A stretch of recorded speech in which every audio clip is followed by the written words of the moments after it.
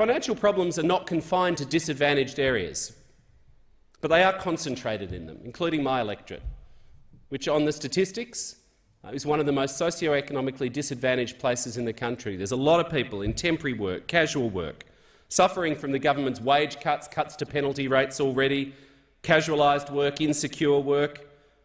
Real wages in this country since this government were elected have fallen in real terms. It's a shocking indictment on their so-called great economic management. Real wages have fallen. We're fifth last in the OECD for wage growth out of 37 countries.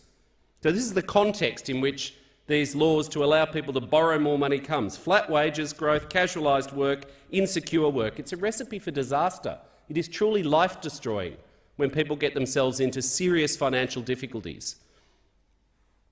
For a lot of people in my electorate, $20 is a lot of money. That's the extent to which people budget, down to their last $20.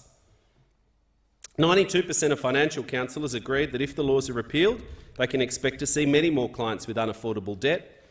The majority of financial counsellors, 71%, agreed that if the laws are repealed, this will actually hinder the economic recovery, because once people get themselves into financial trouble, they don't spend in the real economy. They spend every dollar of their income and everything they can scrape together servicing unaffordable debt.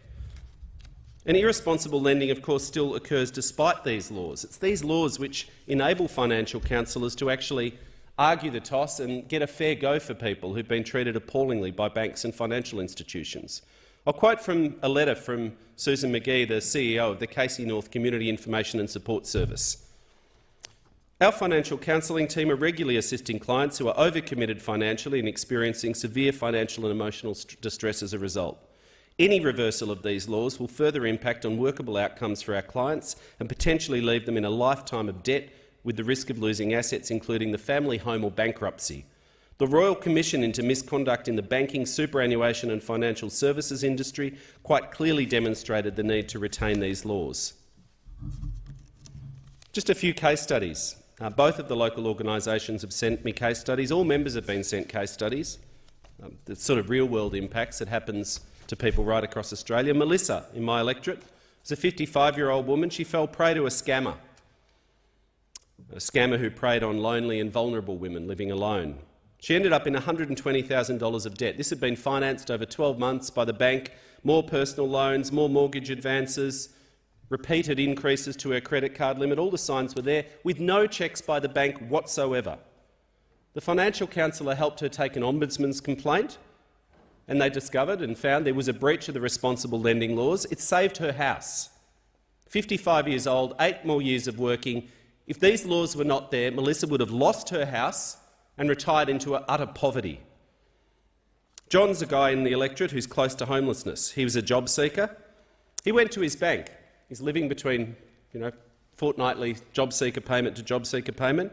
He said, I need a $1,000 credit card. $1,000, I need that to help manage my cash flow. The bank said, no, you can only have $5,000. He said, I don't want $5,000, I want $1,000. Yeah, they said, don't worry about it, you can just spend the $1,000. Of course, with the pressures of life, within 6 to 12 months, John's drowning in debt. $5,000 might not sound like a lot of money to people in this place, but it is a lot of money to people like John trying to exist, paycheck to paycheck. He's already close to homelessness.